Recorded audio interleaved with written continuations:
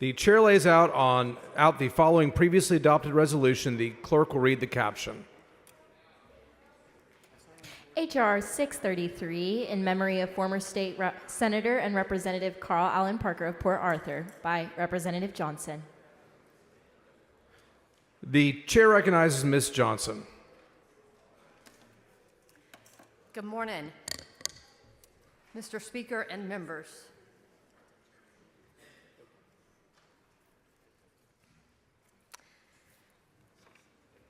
I proudly honor the life and service of Senator Carl Parker in House Resolution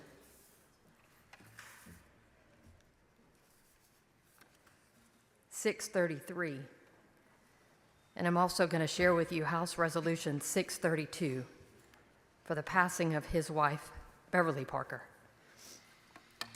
In the chamber this morning are their daughters, Valerie and Chris, and granddaughter, Emma. For those of you that will grab me in the hallway after I've had a chance to go to the mic and speak about how much I love this place, little do you know that you are grabbing on to my village. My dad, Jake Johnson, served in the House in the 60s, and his best friend was Carl Parker from Port Arthur. Our families traveled together, grew up together, and Valerie, Chris, and Alan are effectively my siblings.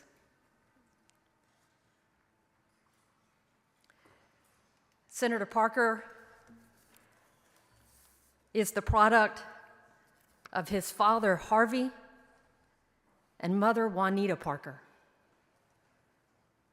Staunchly supportive of Southeast Texas, public education, the rights of labor, and those that were most vulnerable. Beverly Parker, the daughter of Clifford and Liddell Stiegler from San Antonio area. They were a team, and serving for decades in the Texas House and the Texas Senate. Senator Parker advocated for things like seat belts. Completely controversial at the time. Completely an infringement on a parent's rights. And it was not until a constituent, a young mother, who had said there is no place more protective than the loving arms of their mama, that unfortunately was in a car accident, and despite all the love that she had for that child, not wearing a seatbelt, she was thrust into the dashboard and her child crushed and killed. He brought her here to the Capitol to tell that story. And because of it, he got past seat belts and child safety seats that today we all just take for granted when we put it on. He also made sure babies couldn't ride in the back of trucks. Another controversial thing. He got past lots of infrastructure in Port Arthur, including expanding the port. He understood big things, passing things for economic value for his constituents, but he also knew how to do the little things. The structure, when it was made, allowed for those in wheelchairs to be able to pull themselves up to the edge and fish on their own. Because he was a Southeast Texas sportsman. Hunting and fishing, and when we went to the Parker residence, oftentimes there would be Alan's jacket at the back door where he had ducks stuffed down in the pocket that Beverly Parker would then get ready and prepare this amazing meal. For years, I grew up where they would visit us in our home, and we would have all family around and have these wonderful parties and events, and for years we lived through every session as he would talk about the debates and the issues going on, like where we are today on tax. Eliminate property tax, go back to a sales tax. And I would hear him talk with some of my family and say, look, that original line of, I can explain it to you, but I can't make you understand it. If we all pay the same price for milk, it's the biggest regressive tax on your people. And for those that don't know that term either, Google it. Last session and special session, he was in the hospital, and I am so grateful that the Parker family would always invite us in. And in a true moment for them, when I got there, he was tired, he was not awake. Beverly Parker had come in from being at a meeting from the church as one of the deacons, and she walked in with this beautiful scarf, and she looked as elegant as she always did. And she said, Annie, what's happening with vouchers? And he popped up.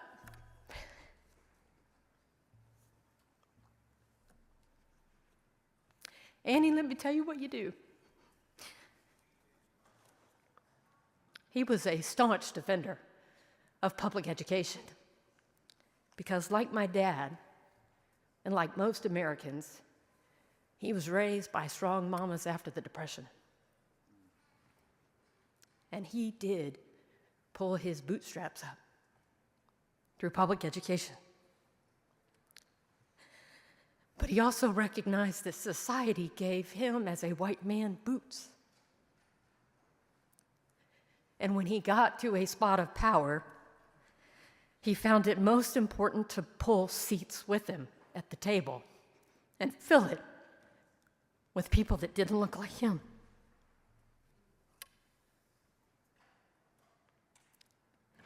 He died last March, and weeks later, Beverly followed him. We all joked that when he got to heaven, God said, boy, I can't handle this one, and insisted that she come along quickly. The family, too, gave us space with her in her last moments. And for those of you that knew her, knew she was pure grace at all times. And he married way out of his league.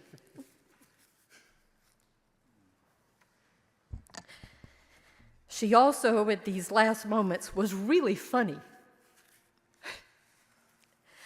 And when she would say something out of character or in color that I can't repeat, she pointed to herself and said, Carl. She felt him with her. The last moment with her,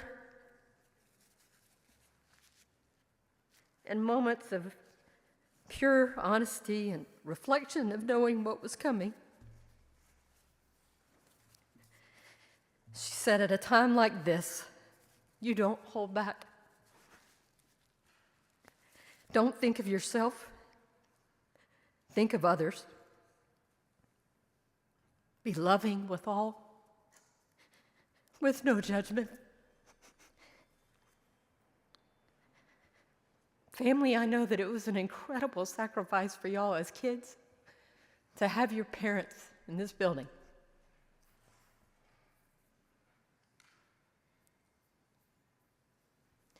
We are all eternally grateful for who they were in life and what their legacy will always be. I love y'all.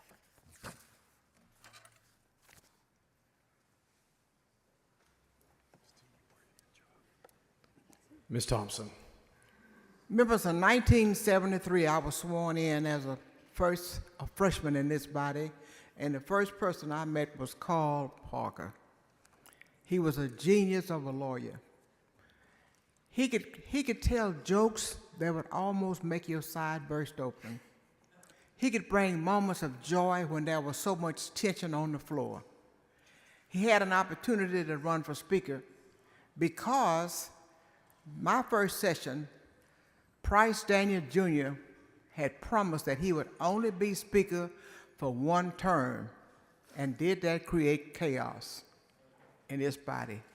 Everybody was running for Speaker, and that's all we dealt with almost all the time during that session. But if you wanted to have a laugh, you go and see him. If you wanted some wisdom, you talk to him, and if you wanted a good legal advice on a bill or something was for the body, he knew it. He was such a gentleman, such a friend, and he ran into some problems in his district. He had people that got angry with him and got him indicted a couple of times. But he showed that there was integrity in the grand jury system. He was able to achieve victory each time that he had to go before that grand jury. He later became a lobbyist. He lobbied many, many issues here. And maybe some of you in this chamber, he became your friend.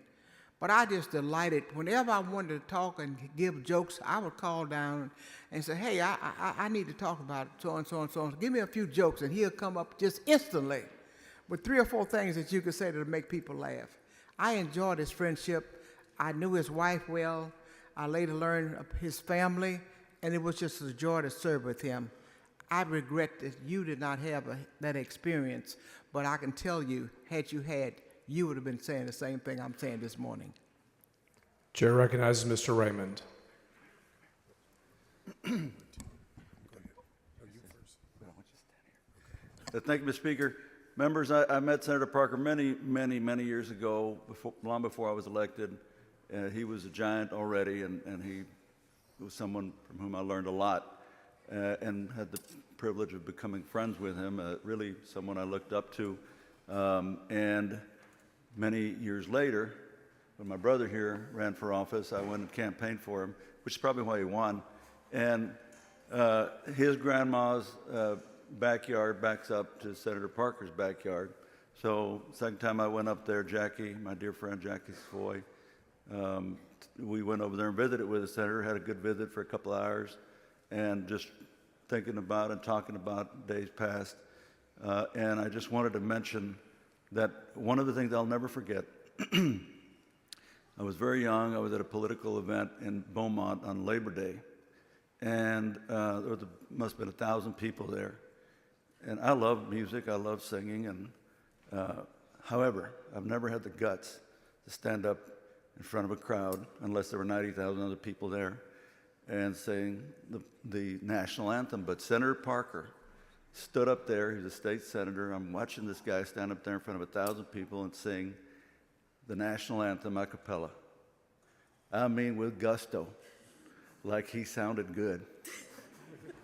And I looked at that and I just thought, this guy loves this country so much, he's willing to put his political career at risk by standing up and singing the national anthem a cappella in front of 1,000 people. But that's how much he loved us. I say that because that never left me. I think of that every once in a while. I think of that when I hear someone else singing it. But that's how much it meant to him. And he sang it, and it was beautiful. And I'm glad, Ann, Representative, that you brought this today. And thank you for bringing the family as well. Chair asks Mr. Manuel. Thank you, Mr. Speaker and members. I've known Senator Parker since I was born. The greatest thing about him was his wife. Beverly was the sweetest, kindest, most loving person. And after Senator Parker died, we had a good conversation, and to summarize it, I said, I never thought someone like me would be able to be in this seat, especially here. And she said, without a doubt, she said, what does that have anything to do with anything? She loved her city. She taught at our colleges. She loved people, and they never left Port Arthur. With all the success they had, they never left. Even as the community became less and less white, they stayed. They stayed in that house. Senator Parker and Beverly Parker That was my political dynasty family. That was, for some people it was Reagan and some people it was Clinton. That was mine. And I was 8 years old. I would leave elementary school because my aunt worked for him. And I would walk and he would be telling jokes and he would say, "Parker." But when I would ask him a question, he would explain it to me in a way that an 8-year-old could understand. He took time for a child to let him know what was happening in a world that he was living in. We lost a giant, and we lost a greater giant, but we still have their love. And when I tell you all, I'm just a 1990s Democrat, that's because that's how I was raised by people like him. When you ask why I go back and forth across the aisle, that's because Parker taught me that. When I don't take things personal, Parker taught me that. Because he said, you always have a friend in another issue. He said, stand on your morals, stand on your values, and find someone who you can work with that has the same morals and values on whatever issue, because people deserve the best and not your pettiness. I will always be grateful to him for everything he taught me, for his beautiful, boasting, singing voice. And to the family, thank you for always being good to me and my family. And I will never forget the love and the grace that you all and your family and the Parkers have shown. And to his goddaughter, thank you for making a way for me too. And I love you all. Chair recognizes Speaker Phelan. Thank you, Mr. Speaker. Many of you did not have the opportunity to meet Carl Parker. Many of you have never met a man like Carl Parker. A guy like that, first of all, there are many folks like that in Southeast Texas. Not all of them could get elected to office, and that's probably a good thing. Politicians like that don't exist. The days of social media, 24-hour news, the days of Carl Parker are probably long gone. But like Christian said, he was a dear friend, politics aside. His quotes were legendary. If you were at his funeral, some of the funniest stories I've ever heard were at his funeral this past year. One of my favorite quotes was, I ran into him at an event early in my tenure as a state rep, and I said, how's retirement? He said, Dave, it's fantastic. He said, I finally stopped getting invitations to events I never wanted to attend. For some reason, that has stuck with me.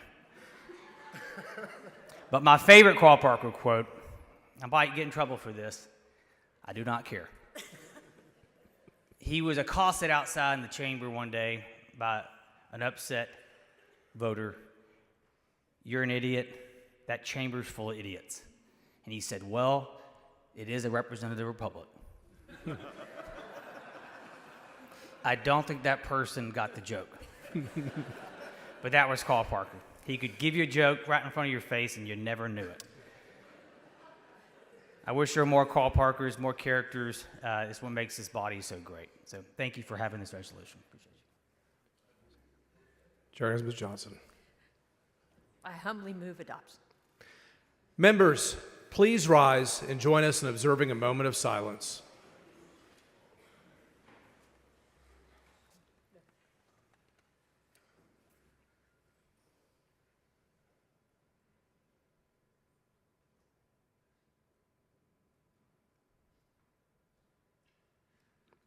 Thank you, members.